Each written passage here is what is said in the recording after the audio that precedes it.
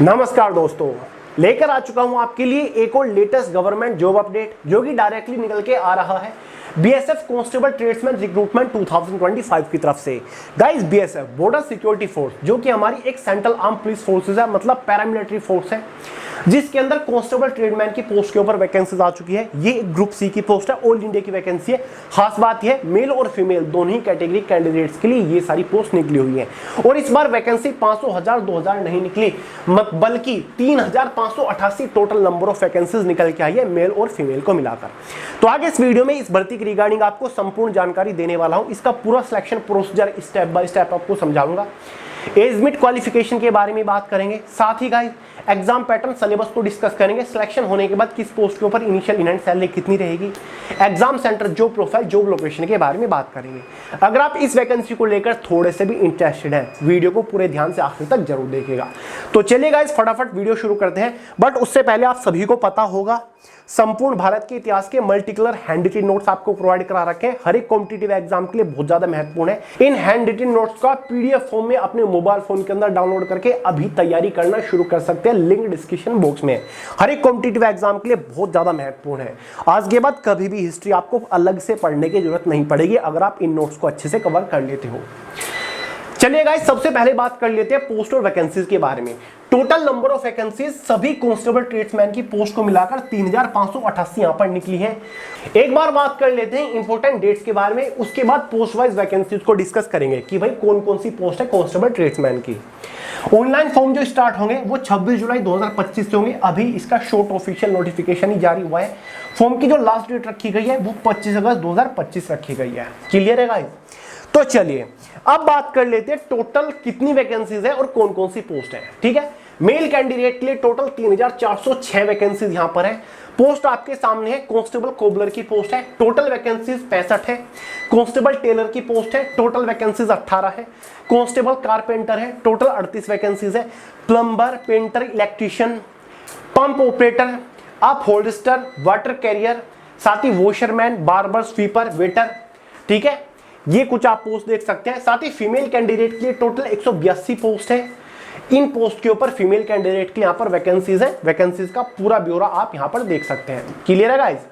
देखिए गाइस, 26 जुलाई से online form start होंगे। जनरल, ओबीसी, ईडब्ल्यूएस वालों के लिए 100 रुपए फॉर्म फीस रखी गई है।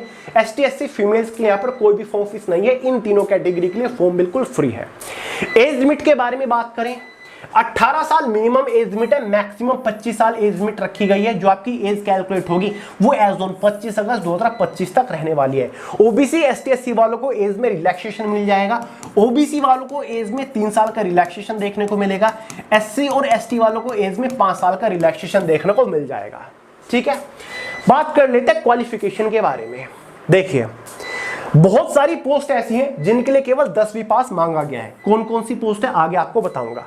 कुछ पोस्ट ऐसी है जिनके लिए 10वीं प्लस आईटीआई मांगा गया है। ठीक है, अब देखिए पोस्ट के ऊपर नजर डालिए। जैसे कि कांस्टेबल कोबलर है, इसके लिए केवल 10वीं पास कैंडिडेट से एलिजिबल है, कोई भी सर्टिफिकेट की जरूरत नहीं है आईटीआई के।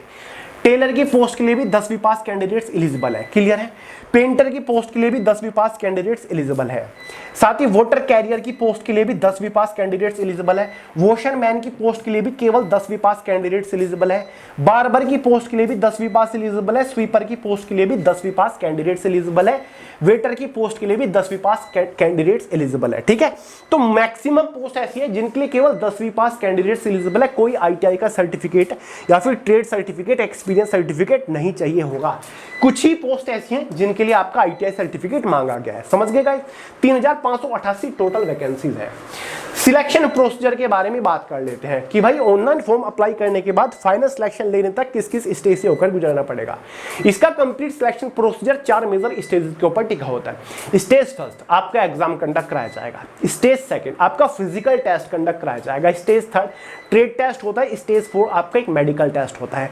सबसे पहले स्टेज फर्स्ट जिसमें आपका एग्जाम कंडक्ट कराया जाएगा। हो सकता है कि पहले आपका फिजिकल टेस्ट कंडक्ट करा ले, लेकिन ज्यादा चांसेस है कि स्टेज फर्स्ट में आपका एग्जाम ही कंडक्ट कराया जाएगा।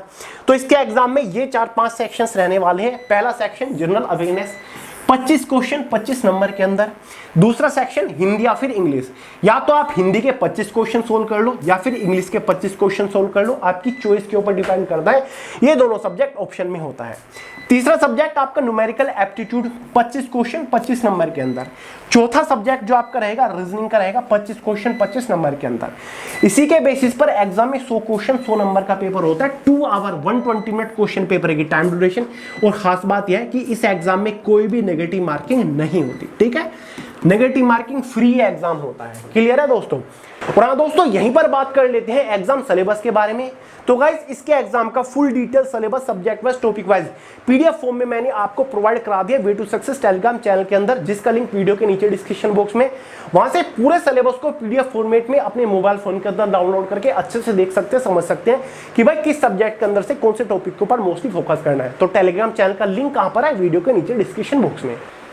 एग्जाम क्वालिफाई करने के बाद, एग्जाम होने के बाद कैटेगरी वाइज एक इनिशियल क्वालिफाइंग कट ऑफ बनती है, जो कि डिसाइड करती है कि क्या आप सेकंड स्टेज के लिए क्वालिफाई कर रहे हो। सेकंड स्टेज जिसमें आपका पीएसटी फिजिकल स्टैंडर्ड टेस्ट यानी कि मेजरमेंट टेस्ट और पीटी फिजिकल एफिशिएंसी टेस्ट होता है। सबसे पहले हाइट वेट चेस्ट के बारे में बात करते हैं। मेल कैंडिडेट के लिए जो हाइट मांगी गई है वो 165 सेंटीमीटर यहां पर रखी गई है, देख सकते हैं। एसटी वालों को हाइट में रिलैक्सेशन है, एसटी वालों के लिए मेल कैंडिडेट के लिए 160 सेंटीमीटर हाइट है। वहीं पर फीमेल कैंडिडेट के लिए जो हाइट है वो 155 सेंटीमीटर है, लेकिन एसटी कैटेगरी के लिए या फिर जो अदर रिजर्व्ड कैटेगरी है उनके लिए मिनिमम हाइट 148 सेंटीमीटर ही रखी गई है। समझ गए गाइस। चेस्ट मेल कैंडिडेट्स के लिए सभी के लिए मिनिमम 75 सेंटीमीटर है और 5 सेंटीमीटर का कम से कम आपको फुलाव देना होगा, जिसके बाद आपकी चेस्ट कम से कम 80 सेंटीमीटर हो जानी चाहिए। रनिंग आपकी होने वाली है, मेल कैंडिडेट के लिए 5 किलोमीटर की रनिंग है जो कि 24 मिनट के अंदर क्वालिफाई करनी है। फीमेल कैंडिडेट के लिए 1600 मीटर की रनिंग है जो कि आपको 8.5 मिनट के अंदर क्वालिफाई करनी है। क्लियर है। पूरा का पूरा फिजिकल टेस्ट क्वालिफाइंग नेचर होता है। फिजिकल टेस्ट वाले दिन ही आपका डॉक्यूमेंट वेरिफिकेशन भी होता है। क्लियर है। तो फिजिकल टेस्ट के लिए कोई भी मार्क्स आपको नहीं देने, जस्ट क्वालिफाई करना है, आगे बढ़ना है। स्टेज थर्ड जो आपकी होने वाली है, ठीक है, स्टेज थर्ड, इसमें आपका ट्रेड टेस्ट होगा। क्या होगा? ट्रेड टेस्ट होगा, यानी कि वो जो पोस्ट है उस पोस्ट से रिलेटेड आपको एक तरीके से प्रैक्टिकल करके दिखाना होता है। उस पोस्ट का जो टाइटल है, जैसे कि वेटर है, वेटर का जो काम होता है, क्या आपको उसकी समझ है, वो आपको करके दिखाना होता है। ठीक है। तो ट्रेड टेस्ट ये होता है। कारपेंटर है, कारपेंटर का काम आप कितना जानते हो ये आपको करके दिखाना होता है। आपको काम दिया जाता है, छोटा सा प्रोजेक्ट दिया जाता है, उसको कंप्लीट करके दिखाना होता है। ठीक है। तो जो पोस्ट का नेचर है, जिस भी पोस्ट के लिए आप फॉर्म अप्लाई कर रहे होंगे उस पोस्ट का ट्रेड टेस्ट भी आपका होने वाला है। समझ गए गाइस। कुछ पोस्ट ऐसी है जिसमें ट्रेड टेस्ट नहीं होता, जैसे कि वाटर कैरियर का काम है, ठीक है, उसमें आपका ट्रेड टेस्ट नहीं होता। तो बहुत सारी पोस्ट ऐसी भी है जिनका ट्रेड टेस्ट नहीं होता। ये सारी जानकारी फुल डिटेल नोटिफिकेशन आने पर ही पता चलेगा कि भाई ट्रेड टेस्ट के लिए नंबर दिए जाएंगे या फिर नहीं दिए जाएंगे, कौन कौन सी पोस्ट के लिए ट्रेड टेस्ट यानी कि स्किल टेस्ट होगा या फिर नहीं होगा। क्लियर है। अभी तो शॉर्ट नोटिफिकेशन है जिसके बेसिस पर मैं आपको जानकारी दे रहा हूं। समझ गए गाइस। फाइनली जो आपकी चौथी स्टेज होगी, स्टेज 4, वो आपका मेडिकल टेस्ट होगा। क्या होगा? मेडिकल टेस्ट होने वाला है। ठीक है। जो किसी भी सेंट्रल आर्म पुलिस फोर्सेज के लिए मेडिकल टेस्ट होता है वही आपका मेडिकल टेस्ट होगा। मेडिकल टेस्ट क्वालिफाइंग नेचर होगा, कोई नंबर नहीं दिए जाएंगे। समझ गए। सिलेक्शन किस बेसिस पर होगा? फाइनल सिलेक्शन किस बेसिस पर होगा, ये इंपॉर्टेंट है। फाइनल सिलेक्शन जो होगा वो केवल और केवल एग्जाम के मार्क्स के बेसिस पर होगा। 100 नंबर में से आउट ऑफ 100 मार्क्स में से आपकी एक मेरिट बनेगी। एग्जाम की परफॉर्मेंस के बेसिस पर आपका फाइनल मेरिट बनेगी, कैटेगरी वाइज, पोस्ट वाइज, जिसके बेसिस पर आपका फाइनल सिलेक्शन होगा। सैलरी कितनी मिलेगी गाइस? लेवल 3 की पोस्ट होती है। लेवल 3 की पोस्ट है, ग्रुप सी की पोस्ट है। 21,700 लगभग इसका बेसिक पे होता है। तो इस पोस्ट के ऊपर सिलेक्शन होने के बाद लगभग 40,000 रुपए महीना आपकी इनिशियल इनहेंड सैलरी रहेगी। जी हाँ दोस्तों, भले ही ट्रेड्समैन की पोस्ट हो लेकिन सैलरी आपको बढ़िया मिलती है, क्योंकि सेंट्रल आर्म पुलिस फोर्स है, ऊपर से आपका बीएसएफ है। अब बीएसएफ में स्पेशल सिक्योरिटी अलाउंस मिलने लग गया है जो कि बेसिक पे का 20% होता है। तो सैलरी अब आपकी बढ़ के मिनिमम कांस्टेबल ट्रेड्समैन की पोस्ट के ऊपर भी 40,000 रुपए महीना हो जाती है। तो सैलरी अच्छी खासी मिल रही है। ठीक है दोस्तों। जो प्रोफाइल आपको पता ही है, जो पोस्ट का नेचर है, वेटर की पोस्ट है तो वेटर का काम करना है, कारपेंटर की पोस्ट है कारपेंटर का काम करना है, पंप ऑपरेटर की पोस्ट है तो भाई एज अ पंप ऑपरेटर के तौर पर आपको काम करना होगा, कुक की पोस्ट है तो कुकिंग का काम आपको करना होगा। तो पोस्ट के नेचर से ही पता चल रहा है, पोस्ट के टाइटल से पता चल रहा है कि भाई जॉब प्रोफाइल क्या होगी, काम आपका क्या रहने वाला है।